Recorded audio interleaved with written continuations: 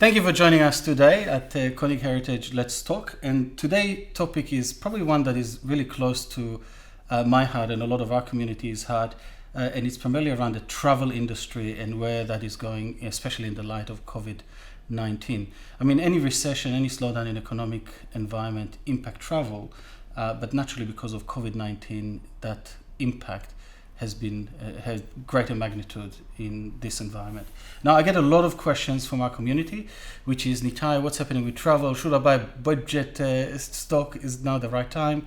What's going to happen to the airline? And I looked around our community, and it's absolutely my pleasure to introduce you to Martin Cowley. Thank you. Martin has incredible experience around aviation, travel, and technology, and I think he is an authority of sharing his knowledge with us, and thank you again for joining us on that area.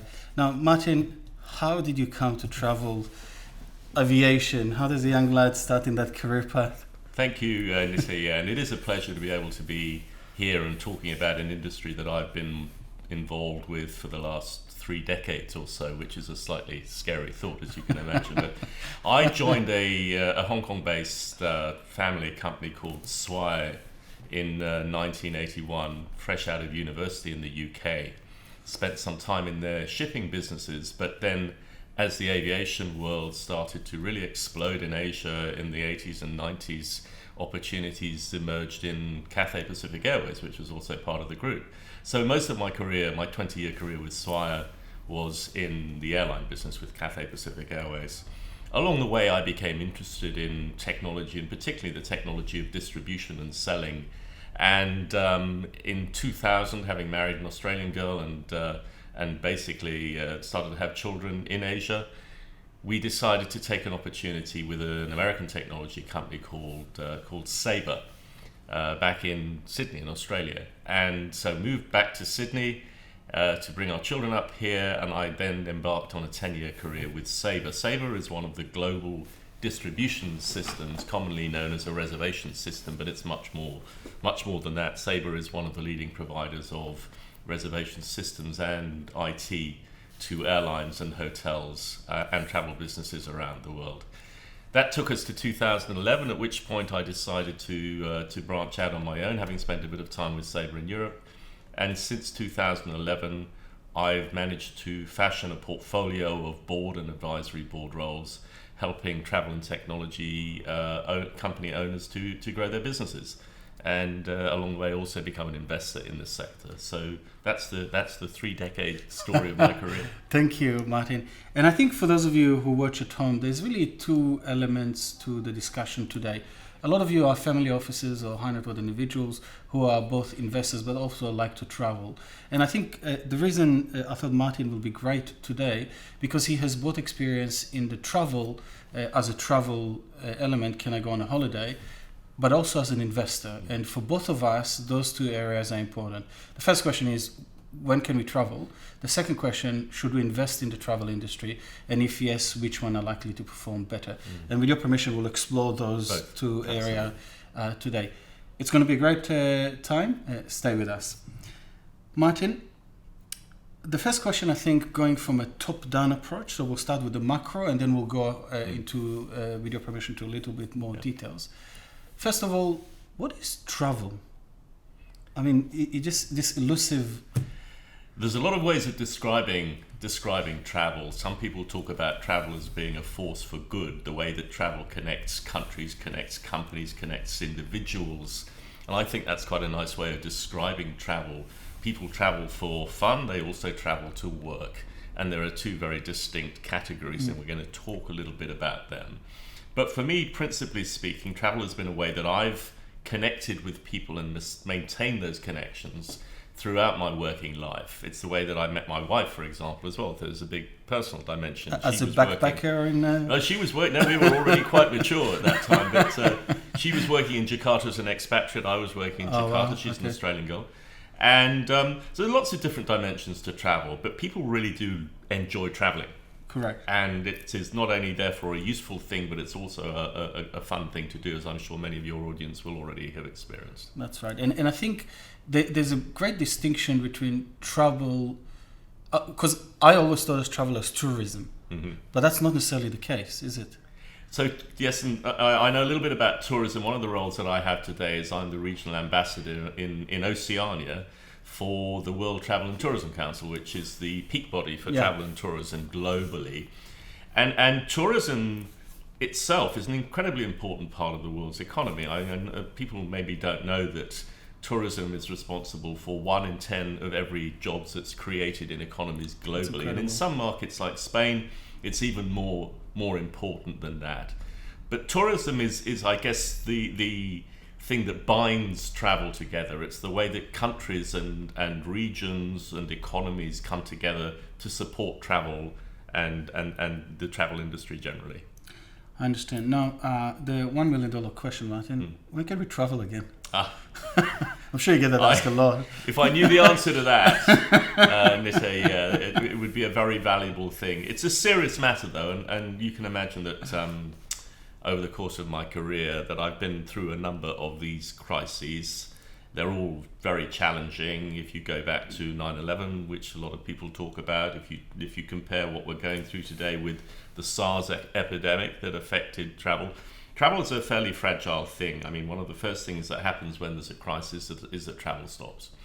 And travel has certainly stopped now. I was talking to a major Australian travel company just this morning, and they are still in a situation that they describe as being negative bookings. So they are doing more refunds and cancellations than they are taking bookings. And I think that situation is relevant to the rest of the world as much as it is to Australia. I think the more pertinent question might be, when travel starts, what will it look like?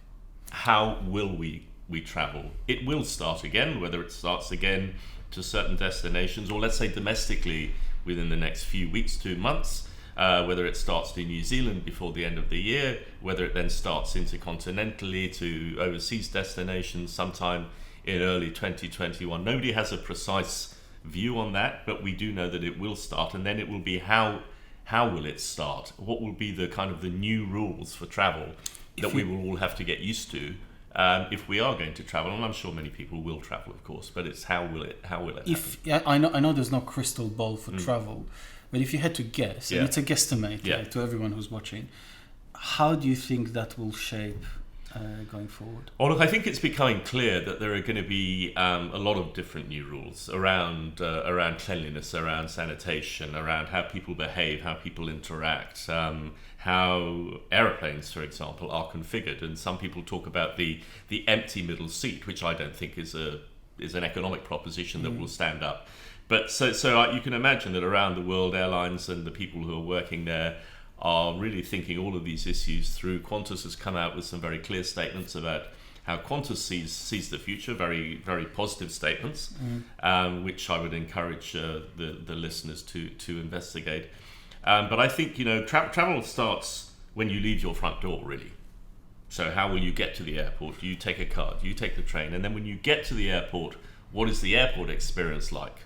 And historically, it's been quite straightforward. If you're a backpacker, you'll take a bus or a train to an airport. You'll maybe have a coffee before you board your aeroplane. You'll wait in the waiting area beside the aircraft, and then you'll board the plane. If you're a business traveler or a high net worth traveler, you'll probably take a limo to the airport. You'll go and sit in the lounge and have a glass of champagne. So these experiences have kind of been taken for granted. All of those experiences will be impacted now by the way that we travel in the future. I think you said something that I'm not sure whether you guys who are watching this thought the same thing. The mistake I've done conceptually, I thought about travel as the plane part. And now when you're speaking, I hear a lot more. There's the cars, there's the taxi, there's the trains. There is even walking in the street is travel. And all of those industries really, or sectors, will have their own travel restrictions and adaptation that they need to have. It's already an industry where there's a lot of expectation. That's right. The principal expectation in aviation has been around safety, quite rightly. If you're taking public transport, there's been an expectation that it would be on time. Correct. That you would be delivered on time to your destination. Correct. These rules are now being impacted significantly by this new dimension, which is about how do we do it in a clean way, in a sanitary way, in a way that is not going to cause us to become ill. But the experience really does start before you get to the airport. And then at the airport, there will be a whole bunch of new rules around how you access the secure side of the terminal on your way through to your flight, what you can and can't do in that process, how that process is managed. And all of these things, by the way, are perfectly achievable. And the people who are making the decisions will be making measured and practical decisions about these experiences. But it will be a very, very different experience. So I guess, theoretically speaking, that leads me to the next point that I'd like to raise. So if a lot of different components of the travel industry needs to kind of mesh together to make one line of travel, say the taxi to the airport, the limit, whatever it is, are we going to see a V-shaped recovery in terms of the economy, or do we even need to talk about a V-shaped recovery when it comes to travel, not the economy as a whole? I think one thing we can say with certainty is that the longer this pandemic crisis continues, the more pent-up demand there will be, both for leisure and for corporate travel. You reckon there'll be more? More. Yeah. And I'm not making this up myself. I'm listening to industry commentators. The CEO of Carnival Cruises, for example, was interviewed the other day. And cruising, of course, has suffered greatly because of this particular issue. And one of the logical kind of questions that was asked of him was, well, will prices come down for cruises as a result of this? Will you have to incentivize travelers to use your products more? And his answer was, I really don't think I will, because they're already seeing enormous demand for people to book cruises in 2021, which may be surprising for some people given the recent track record of cruise companies. But at the same time, people want to travel. People enjoy traveling, and so the less you can travel this year, the more likely it is that people will want to travel next year. This is a bad dad joke, but is it a cabin fever? People are just spending... I know it's a bad joke. I think they're frustrated. Yeah. I honestly do. I think travel has become so much part of our way of life, particularly for Australians as well. Yeah, I mean, we are a long way away from a lot of the places that we like to travel to. Many of us have family in other countries. And so for all sorts of different reasons, Australians are great travellers. And I think that travel has become a very significant part of family budgets, of individual budgets. And so as a result, the money, there will be economic consequences of this pandemic, no question about it. And will that reflect itself in the ability to spend money on discretionary items like leisure travel? We'll see. But we do know that historically, travel has been a very, very important part of life in Australia and elsewhere. And that, for me, translates into demand in some shape or form. Yeah. So, I guess if we are looking at cabin fever, then the next question is, how do you see it impacting the local environment, i.e. Australia or New Zealand, and then on a more global perspective? Are we going to see easing restrictions, or how? I don't even know how it's going to happen. I think that at the moment, the signs are that there is going to be a significant uptake of local travel opportunities. So local, interstate, by extension, New Zealand, although there was recently a setback in New Zealand, which has kind of dampened down the enthusiasm of New Zealanders to allow others into their country. But I think that will be overcome. So I think if you say, first of all, intrastate, so I'm going away for the first time this week with my wife, with some friends, to northern New South Wales for a few days. That will start to happen more and more. Yeah. Then as the interstate borders start to relax, there will be travel to Melbourne from Sydney, to Perth, to Adelaide, etc. And some states have already taken initiatives. South Australia has already taken a significant initiative. So that will happen. Then the conventional wisdom today is that there will be travel bubbles created between destinations that mutually agree that they're safe. Sure. And that's the first stage in international travel. Now you're starting to see that in Europe, for example, where economies like Spain and Italy and Greece are massively dependent on tourism, and particularly at this time of the year when it's the northern summer. So Spain is encouraging Germans and Brits and others to travel to Spain already, even though Spain had one of the worst track records in the pandemic. I didn't realize the statistics around how many people are actually dependent on tourism. Yep. Yeah. I think, is it 1 in 10 people? 1 in 10 people around the world. In Spain, it's even bigger than that. 15% of the population in Spain works in travel or tourism. In Spain, more than 50% of the people in Spain actually work. 15. Well, yeah, but 15% in travel and tourism. But you have a lot of small to medium-sized businesses that depend on travel and tourism for their income. Sure. And in Spain, more than 50% of people work for companies that have less than 20 people, which is a staggering number. That's incredible. So so people talk about ecosystems, not a term that I particularly like, but it kind of describes how if you have an airport, for example, you have suppliers to the airport, you have communities around the airport that depend on the airport for work, etc., etc., etc. Those communities spend their money in the supermarkets, and you can see how it sort of cascades outwards. And so travel and tourism, while in itself it's a substantial employer, 1 in 10 jobs, but the shadow that it casts into the rest of the economy in terms of demand is much greater than that.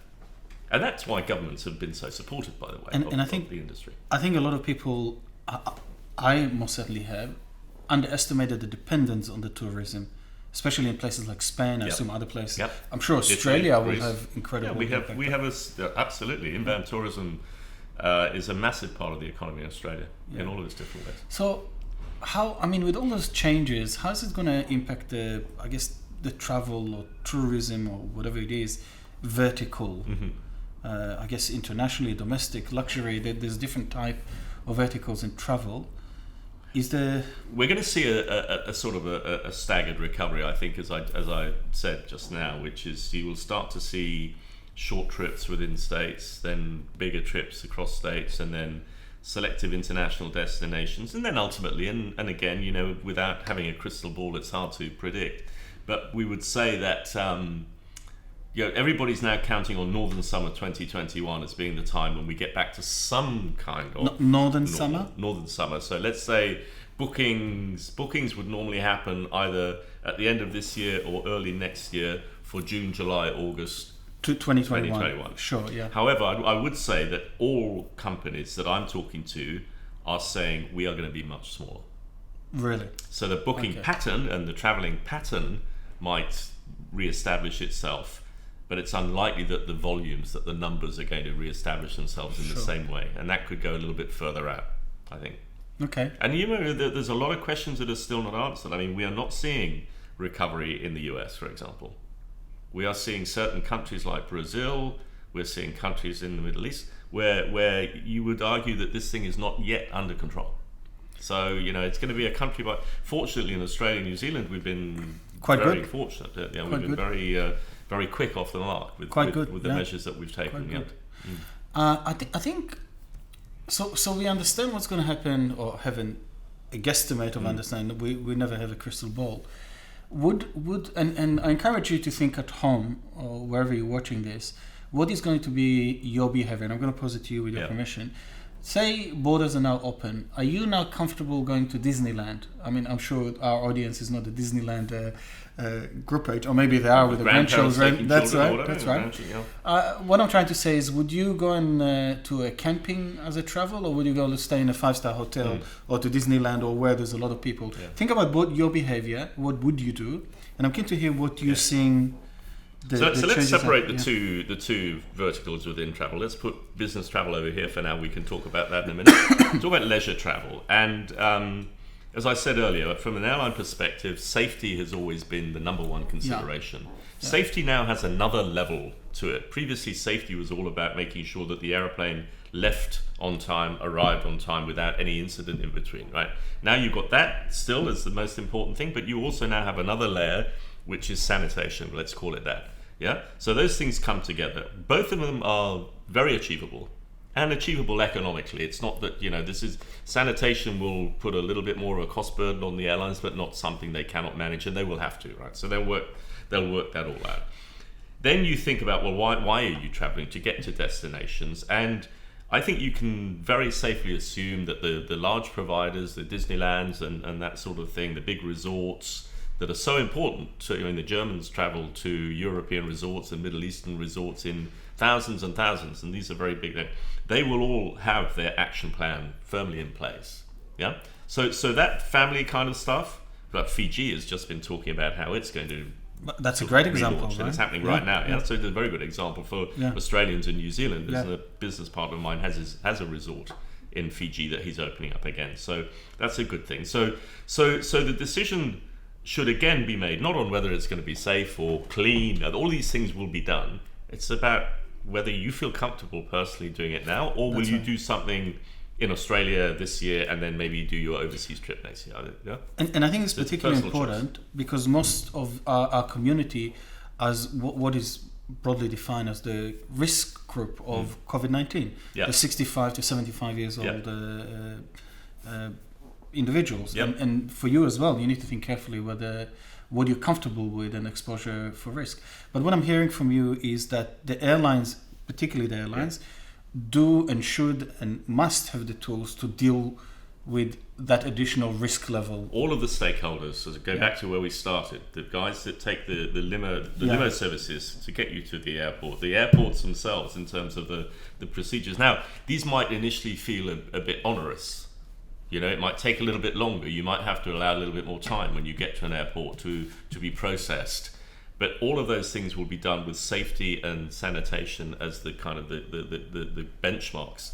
And then when you arrive at your resort or your hotel or whatever it might be, they will all have to do the same, and they will all be planning to do the same. I think the question is more around, so what kind of travel will prosper in this new environment?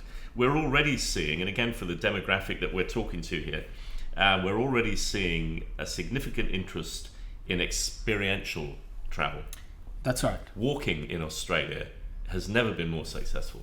No. Exploring the outback, staying in luxury accommodation, but walking into the bush. I've seen a lot of people, and I'm sure some of them watching it now, and they said, we've never been camping before, but guess what? We're going for a camping trip now. Mm-hmm.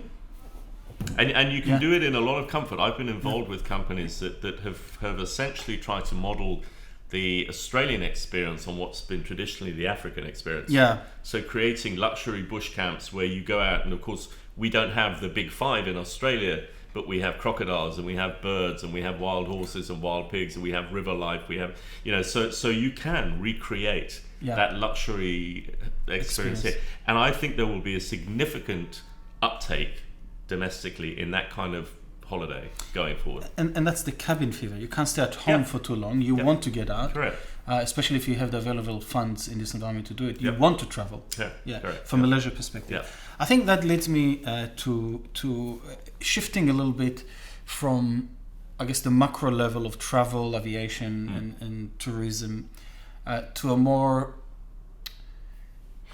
in the specific questions about investments, right? A lot of our membership is investors as well. A lot of them do hold the web share, the other stocks in. But before I do, I want to start again from the top down before we drill to, and I know you probably have a few words to say about the airlines. We, as a group, believe in non-discretionary investments, and we try and shy away from discretionary type investments. I'm not going to delve into too much what it is now because our audience already knows what it is. So when it comes to discretionary and non-discretionary elements of the travel industry, as an expert in that area, what, in your opinion, are the non-discretionary element of travel and the discretionary element of travel that you would put money into? Generally speaking, right? Okay, well, let's start by what they are, and then we'll talk about whether we think they're investment. And this is not investment advice. This is just because there's a lot of infrastructure there as well that we have to talk about. And but I mean, you could argue that pretty much all of leisure travel is discretionary. Correct. With this, even what they call visiting friends and relatives, ultimately it's discretionary. But I mean, it's something that you would feel more obliged to do. Unless you have a Jewish mum like me. And then it's absolutely non-discretionary. Because the guilt will chase you forever. Correct, exactly. So an exception it sort of sits in between, doesn't it? But most of leisure travel we put over here is discretionary. Corporate travel, there are some distinctly non-discretionary elements to corporate travel. So, for example, the resources industry, where you have to fly miners into sites, where you have to fly workers onto oil rigs, and you have to put them in hotels. And this is a kind of a operational. Correct. Yeah. And then you'd argue also that government services. That's interesting. What do you mean by government services? So, for example, the education and health workers in the Queensland government who have to visit remote parts of Queensland to deliver their services. Yeah. The SES is another one, exactly right. So government services. But then beyond that, there's, again, it sort of intersects somewhere between discretionary and non-discretionary, as in, how often do I have to go and see a customer to make sure that I'm getting their business? How often do I have to go and meet a business partner to make sure we get the right deal done? How often should I, and this is where it's becoming much more discretionary, and I think one of the casualties of this whole sort of pandemic might be the mass conventions and meetings that have been held in places. You mean the conferences? Like conferences. And huge investments have been made in convention centres and things to encourage that kind of travel. I can imagine that there are a lot of finance directors around the world in big corporations saying, I don't think 2021 we have to do that 1,000-person convention. We can maybe leave that. We can do much smaller, or Zoom, Teams, whatever you want to call it. This has been a new way of doing business for a lot of people for the last few months, and many people. I'm on the board of a fintech company in Manchester, growing very quickly. We rented a second building for another 50 people. That building is now sitting empty because we don't think we need that building. This is just because we've changed the way that we work as a result of this. Maybe we should have done anyway, but So I think that get back to the point. I mean, I think there's chunks of corporate travel, call it that are non-discretionary because they're providing some sort of a service, or they're working with an industry that you simply have to have people in a particular place, which is what travel is all about, right? Then over here on the leisure side, you have it's pretty much all discretionary, with a small exception for friends and relatives. As an investor, does this mean that the regional airlines, and I'm not familiar with the names, who primarily less touristy based, but primarily move, say, miners from Sydney region to wherever it is in New South Wales, or Brisbane area are they likely to benefit from that, or are they just going to stay the same because I don't think there's a lot of change there, and I think you have your investment criteria that go far beyond whether or not a service is necessary, right? And you would be looking at these individual companies and deciding whether or not you think they're a good bet. Right now, it's very, very difficult. I invest a little bit, but I follow very closely the stocks and shares of travel and technology and aviation companies. And we've just been through such an extraordinary, unique time, and it's very hard to say whether it's a good company that's being marked down because the market's marked down. Or I'll give you an example of one that I think is that, and I'm not disclaimer, I'm not asking people to invest, but I am a shareholder. I've invested in Sydney Airport now for some time. Sydney Airport is a phenomenal piece of infrastructure. It has a 70-year lease. It has a quasi-monopoly position in Sydney, even with what is going to happen in at West. Where's that place again? I can't remember. Anyway, the new Sydney Airport. Sydney Airport at Mascot is a very, very, very good business. The shares are down, I think, 30% from what they were trading before the crisis, because they've been marked down, because it's there are no passengers, or virtually no passengers going through that airport, so their revenue, all of those reasons. But I think that's a really good company, a well-run business, and a good piece of infrastructure.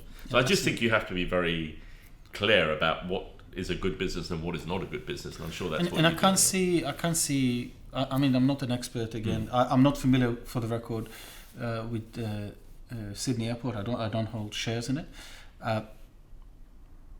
Not for any particular reason. I just haven't looked at it in detail, so I can't comment whether it's good or bad. But from a top view, I mean, what other airport can accommodate Sydney? At least at this stage, anyway. Absolutely, there are small airports around Bankstown and places like that. But they're not going to replace they Qantas from Singapore, exactly. Right? Exactly. Yeah, it's just not going to happen. Exactly. So, it leads me to another area which I'd love to explore. I'm sure some of you would be interested to hear about it too. And I know you invest personally in a lot of technology companies, right? How is technology going to impact the travel industry, especially in light of COVID-19 and the restrictions that we see? Is it just same, or do you think there'll be some shifts? I think we can guarantee that nothing is going to be same. And the other thing that I believe, and I think we're talking about things that you have to believe here. I think one of the things that you have to believe is that the customer experience in terms of travel, buying travel, is going to be technology led. Now, important disclaimer again, I do not believe that means DIY. Okay. I've worked in this industry for a long time. I have never seen any hard evidence that the best deal in travel is done by doing it yourself online. You don't think can't so? know. Yeah. How do you know? That's one point. And the second point is that if you deal with travel agents, if you buy your travel from travel agents and things go wrong, as they so often do, this the last 3 months, you turn to your travel agent and they find a solution for you. Okay, let me just repeat this, right? So, two things. Let me just repeat this, and then we'll continue. Yeah. So you're saying, in your opinion, as me, Nitay, I want to go to, even though I can't today, I want to go to Paris. Yeah. As an individual, you don't believe that I can get the best deal myself, yeah? Because I just don't know. I'm an amateur, really. I put the question back to you: is how do you know it's the best deal? Oh, I don't. I go to Expedia. I say, yeah, exactly. I'm assuming Expedia is the best one, but I'm sure the algorithm there align itself to they how love much. It when you think That's exactly. They align itself to how much I'm going to pay. Yeah. Yep. And it keeps upping as then every time I go speak to my wife about it. Expedia spends $3 or $4 billion a year on Google to persuade you that they're the best. I'm sure they have. I'm sure they have, right? Yeah. So the direct answer is I don't know, right? So you're saying, as an individual, if you want to go travel, you're not necessarily getting the best deal. That's one. Mm-hmm. Two, you think that travel agents have a place to find you the best deal because they have exposure. Obviously, they're not limited to Expedia or what those algorithms says. That's the 2 points. They get to know their customers, and one of the things that there's a lot of technology that supports what I've just said, and I think that technology is going to be even more important. Travel agents have been quite slow to adopt technology in some cases. Some very big travel companies have been very slow to adopt technology. All of those barriers to change have gone away. Okay, fair enough. But the best place to buy your travel is where technology and people intersect. I see. So that leads me to companies like, unless you have another point on this, because that leads me to companies like Webjet, like Expedia, like flight centers, which is a bit different because they have the face-to-face. I actually know that a lot of our audience do go to flight center and help with the bookings, right? Yeah. Great company. I'd love to hear some, and again, this is not investment advice. I'd love to hear how you see that. So going to a more granular level, I'm not suggesting for a minute that if some of the audience have a lot of Qantas points and they want to fly to Melbourne and they want to stay in a Melbourne hotel, right, that they can't do a combination of points on Qantas and hotel for the weekend in Melbourne. Sure. It's going to cost a few $1,000s. I'm not suggesting you shouldn't do that at all. Sure. I think the tolerance for spending $25,000, $30,000, $35,000, $40,000 on your own online, compiling a travel itinerary that's quite complex, may involve different countries, different airlines, different hotel groups. I think there's a massive element of risk in doing that yourself, and that risk can be mitigated by working with a travel agent. Okay, this is interesting because what I'm hearing is from a certain bracket, it's worth your time. Go and see if it's a $150 flight to Melbourne. I use my points and I go to stay in Melbourne or Perth or very simple point-to-point itineraries. Sure. You're not so concerned about getting the best deal. You want to get the best deal just want to get for to the you. Point. Okay. That's right. But if you go to 6 countries over 2 months spending tens of thousands of dollars, and the travel agent is maybe making $1,000 to help you. Because importantly, when you're there, the travel agent is still in touch. I understand. Yeah. I'm curious to know. Obviously, we can't hear your thoughts here. What is your experience? Would you say you have a $30,000 travel, say every once a year or whatever it is that you go? Would you prefer to do it yourself on Expedia, or for example, or would you go to a travel agent? I suspect I already know the answer because I already know that quite a few of our members do go to the travel agent when it is a complex travel, say to Europe. Yeah. But none of us, I suspect, go to a travel agent to move to fly to Melbourne or even to New York and come back, right? Well, I think again, even to New York, though, you have to be pretty certain, because to New York today, in business class can cost you $6,000-7,000 each. The two of you is $15,000. You're going to need a hotel. You're going to then you're getting to another level of confidence, I think. Sure. Yeah. Okay. Now, I think a lot of you, it's on their mind, because I spoke to a number of you, and they said, "What the heck is going to happen to the airlines?" Oh. Look, the airline industry, I've been part of it for a long time. It's a fascinating industry. In fact, a former colleague of mine, chairman of our company in the early 2000s, who wasn't really an airline guy, the Swire Group, he said that his definition of the airline business is that it is one long crisis intersected by moments of false hope. And that kind of sums up the airline business, really. It's a very, very, very tough business. So what's going to happen with it? Well, where should we start? I think Australia, we're at a very, very interesting time in Australia with what's happening with Virgin, the recapitalisation of Virgin, new owners, a lot of people who unfortunately are going to lose quite a lot of money out of that deal. But it is what it is. So right? let's touch on it for a second, because I'm sure with your permission, because some of the audience would have invested in those bonds or whatever it is. And I think if you have a little bit commentary around it, that'll be great. Look, I'm not optimistic given what I know, given what I've seen. I was helping one of the bidders who didn't get through to the final outcome, so saw a lot of the data. I would be very surprised if there's going to be a good return on those bonds. That's about as much as I think I should say. Okay. Let's back up a little bit. Virgin Australia is essential for Australia. It is. It's absolutely essential for Australia. And the people, whether it's the Bain or the Cyrus bid that gets up, they've both committed to what is now a very competent management team, a very good CEO, but it's going to be a very, very different airline coming out of this. And I'll come back to that. If it's so important, how come the government didn't help Virgin? I think the government was in an invidious position, a position where the government was being asked to pick a winner. Sure. And I don't think governments can do that. The reality was that over many years, Virgin and its shareholders invested in a particular strategy that was very fragile.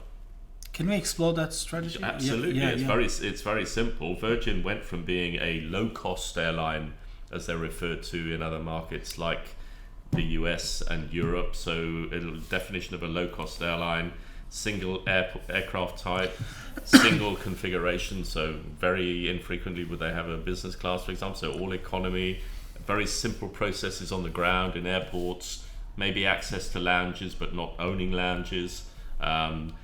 Frequent flyer program, but on a very, very, again, simple. So simplicity is the key to success in the low-cost airline game. Along the way, with the appointment of a new CEO who was ex-Qantas, Virgin changed its strategy from being a low-cost airline to being something between a full-service airline, which is what Qantas is, and what it used to be as a low-cost airline. And then it never got to the place where it could economically compete with Qantas. So what I'm hearing is, and I'm sure you remember when, and I absolutely remember when Virgin first came to Australia in the early days, and they were really cheap. Yeah. They were like completely cheap. That was their value proposition. So, and now it's interesting. I'm thinking about my travel, and I'd like you to think about your travel now. I always, at least domestically, always travel the cheapest flight I can. It's an hour. To me, it's like taking a bus. There's no need for me to spend a lot of money on it, and I always look for the cheapest flight. And say, I don't know, 7 years ago, 8 years ago, it was always Virgin. Yep. Today it's not. It's as expensive as the others. Yep. Well, you have Jetstar. You have correct. So Jetstar and Tiger as well came through. Yep. So the questions I have though, what I'm hearing though, and this is the, I guess, controversial element of the discussion, is you're saying there's no place for an airline, and if I'm misstating it, please correct me, there's no place for an airline to be in the middle ground. You either need to be low cost or full service provider. No, I'm actually not saying that at all. Okay. I'm saying that let's take the new Virgin and everything that we're reading today about the new Virgin. Sure. How would it look like? The new Virgin will have many of the characteristics of a simple low-cost airline. It will be one aircraft type. It will be limited international services, if any at all. It will be the frequent flyer program. Velocity will be a successful program because it's the alternative program. But again, it will be run on a very simple basis. But the key will be low cost. Now, does that mean that there won't be a business class on some of the Virgin flights? That's yet to be answered. Sure. But that doesn't mean that business travellers won't fly on Virgin. Sure. The key will be the value proposition that Sure. Virgin has. And Virgin will be very careful. It'll be a much smaller airline. Everything Sure. that we see is going to be a much smaller airline, and it will have a much less complicated route network. So there may be some destinations currently served by Virgin that will no longer be served by Virgin. And then they'll have to rebuild. Would you say, and again, no offense to the CEO that came from Qantas, if you're watching this, I'm sorry for what I'm about to say, but I'm not. So, did they grow to bankruptcy? They overinvested in that airline to a point where it became unsustainable. Debt-wise, Yeah. it was a lot of debt from memory. Yeah. Well, the most of the debt though was in taking on all of these expensive aircraft That's and right. signing long leases with airports for facilities that were not sustainable. Can Qantas then, now with obviously Virgin will have a new owners, that's just a matter of time, and they will have to shift their strategy, I believe, the way you describe it. Can Qantas handle it? Absolutely. And the reason why Qantas can handle it is that it's much better for Qantas to have a reasonably fit competitor, a competitor that is around about let's say the market will end up about 70% Qantas and 30% Virgin. That is better for Qantas than having a monopoly. Sorry. Why? It's complex, isn't Why? it? Because Sorry, there to would stop always you. be Yeah. a challenger. Yeah. So if Virgin goes away, there will be a challenger airline that could be well funded, that could be a much better proposition than the Virgin that's going to come out of this. So I think Qantas has been very sensible about the way it's managed its relationship with Virgin over time, but there's always been a line in the sand, and that's 65%, 35% split. Qantas with a lion's share of corporate travel. That was what the former CEO of Virgin was trying to undo and failed. I never thought about it this way. I always thought, in the airline business, it makes sense to me what you're saying. So you're saying better have the enemy that you know than the enemy that you don't know, because you can control how much percentage, or not control. You don't even have to control. You basically just manage your business, That's knowing right. that the capacity, and in airline terms, capacity is one of the few things you can really get your head around very fast. That's right. If you've got 65% and he's got 35%, you can both have a very good business. Don't pick fights with people that you might lose. So what I'm hearing is that it's actually very important to have a second airline for Qantas in Australia to make paradoxically, it's the best outcome. I never thought about it, to be honest. Yeah. So I guess leading to, we talked about Virgin. Yeah. How do you think Qantas will shape? And Qantas is an interesting one to those of you who watch. If you ask anyone in the street, what's the airline of Australia? 99.99% of them will say Qantas. Yes. Qantas is the national industry icon, if you like. That's right. Yeah, absolutely. And I'm not surprised they got government backup on what they needed. But what's going to happen to them? I mean, they're suffering too. Much smaller airline. Yeah. Much tighter. They will continue to be a full service airline, so they will have their business, and on certain routes they will have first class, as they have today. Yeah. They are employing tactics that will slim down their airline. So one of these tactics, for example, is that over the next 12 to 18 to 24 months, they will sunset the A380. You think they will? I'm absolutely persuaded that they will. This airline is very, very poor route economics, and so that airline will go away. Today, people want to travel between destinations non-stop as much as possible, and they prefer to travel in new dual engine aircraft, more efficient aircraft. They burn less fuel, they're more comfortable, the air quality is better, etc., etc. So it's much more sustainable, which is one of the things we want to talk about. But I think Qantas has a very, very tight hand. Alan Joyce has been an exemplary CEO at Qantas. Qantas has a very tight hand on its economics. I see. And so Qantas will come out of this, they will shrink a bit because the opportunities will shrink. They will take costs out of their business. And the big costs in the airline business are all around aeroplanes and fuel and associated things. So these Qantas already does a good job of managing that. They'll do an even better job in the future. So you think they're contracting to growth Contract to grow. Yeah, that's exactly, yeah. Okay, so we grow talked profitably. I mean, it's obviously well run, right? Yeah. So we talked about the macro. We talked about the different, well, really two main airlines here in Australia, Qantas and Virgin, and the issues each one of them have and what needs to happen. Yeah. And you can make investment decision obviously in your own terms, but that's the feedback that we're getting, what's going to happen to each one of them. I guess it leads me to, before we go to a bit of a controversial question, which I'll ask you in a moment. Obviously, a lot of us are investors.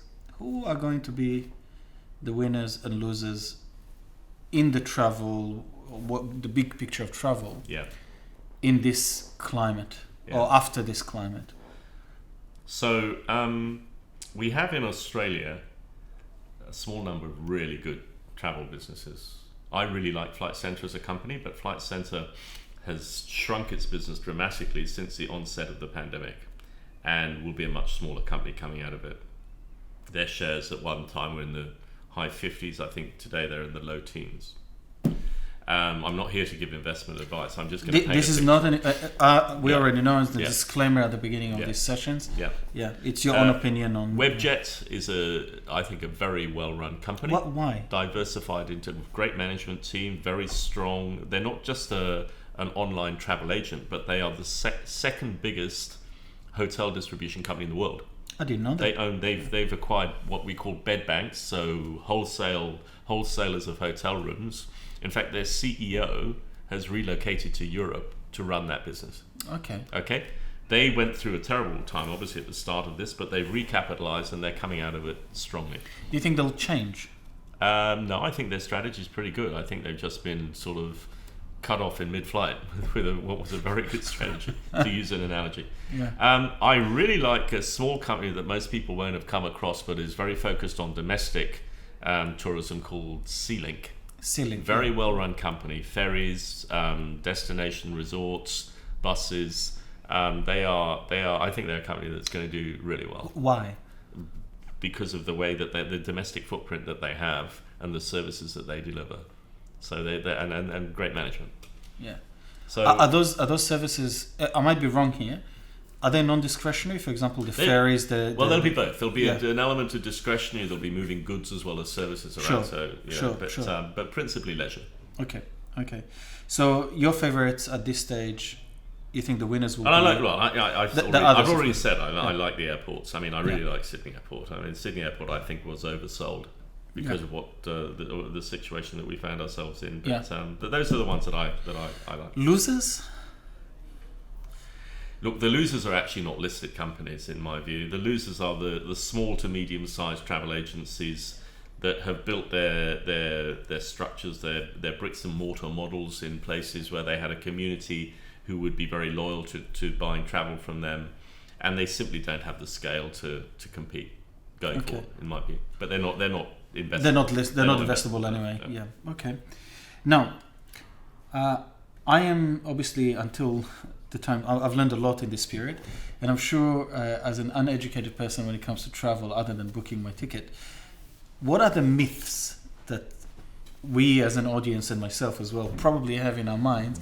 And you say, let me bust some of those myths for you, buddy. Well, I think we already put a big hole in one of them, which is DIY is the best way to go. I mean, for me, that's the biggest. That's the biggest myth out there, that you can be absolutely certain that you're getting the best deal by buying travel yourself online. Are you certain that you're getting the best deal when you do it DIY? I thought I was until I met my wife. I know a little bit about this, and my wife has been one of the biggest culprits because she goes to the tennis club and everybody tells her that the best deal is on Expedia. And I have nothing against Expedia. I think Expedia's been a very, very great story, and I know some of the founders, but it's just not true. And as I say, we've talked about that. What are other myths? I mean, travel is such an important part of what we do. I think there's a myth that some people are out there saying it's going to take years for this to recover.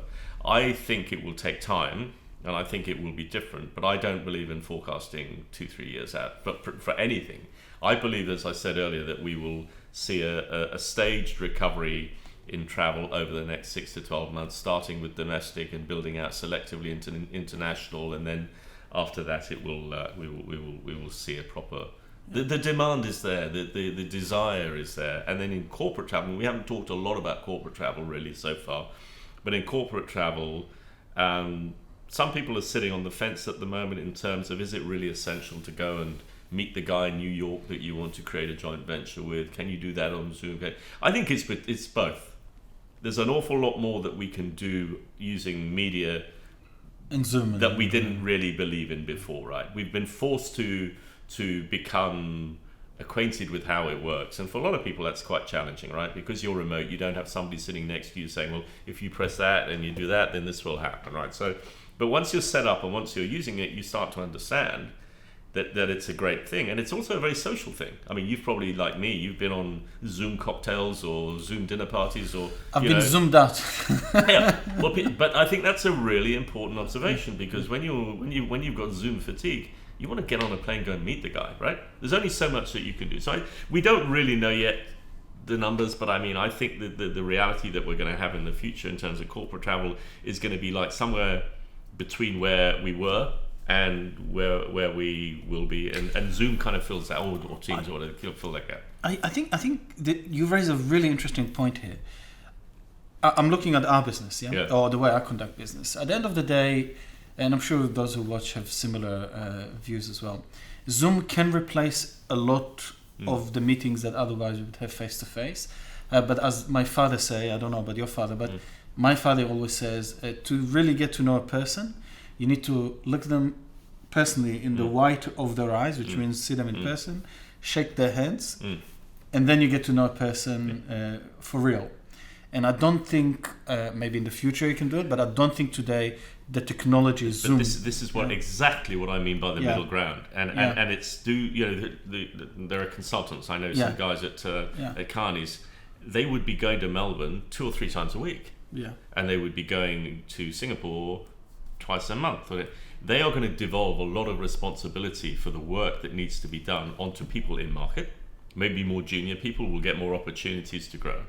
So, but that is definitely going to impact on the amount of travel that's done. So there's going to be some sort of a pullback, whether it's a short-term or medium-term pullback. We just don't know yet. But I think people are thinking differently. FDs, financial directors with budgets coming out of a very difficult situation for the business, are going to use that as an opportunity to say, right, no more of these sort of you essential travel only, or take your travel budget down by 50% to see, or we're having a travel freeze. All of these things are tactics employed by companies anyway. The other big change, and it does impact on travel and productivity, and this whole working from home thing is an extension of travel, isn't it? Because I mean, less people on the roads, more people working remotely.